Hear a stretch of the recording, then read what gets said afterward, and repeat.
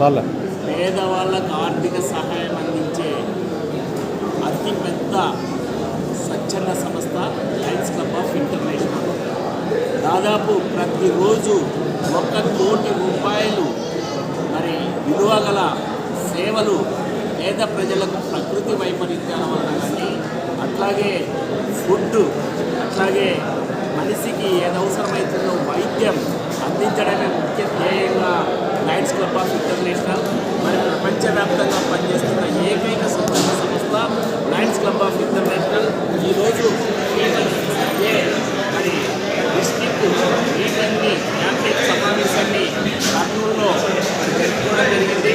గౌరవనీయులు మరి మా జిల్లా గవర్నర్ వైఆర్ రవికుమార్ ఆధ్వర్యంలో, అలాగే మా వివిధ స్థాయిల్లో ఉన్న పెద్దల అందరి ఆధ్వర్యంలో లైనిజంలో ఇంకా ఎన్ని సేవలు అందించాలో అన్ని సేవలు పేద ప్రజలకు అవసరం కావాల్సినవన్నిటికీ అందించడానికి ఈ సమావేశంలో నిర్ణయించుకోబడింది.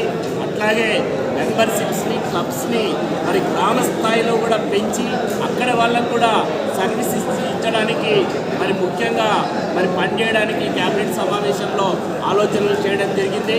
మరి అట్లాగే ఏవైతే ప్రకృతి వైపరీత్యాలు వస్తాయో వాటన్నిటిని ఎదుర్కోవడానికి మన కోవిడ్ టైంలో కూడా మరి పనిచేసి ఎటువంటి ఇబ్బందులు లేకుండా మరి ధైర్యంగా కోవిడ్ పేషెంట్స్కి మరి ఆక్సిజన్ విషయంలో అయితేనే కానీ, మందుల విషయంలో అయితేనే కానీ, ఆనందమయ మందులు కూడా జనాలకు పంచే విషయంలో కానీ మరి పనిచేసిన ఏకైక సంస్థ లయన్స్ క్లబ్ ఆఫ్ ఇంటర్నేషనల్.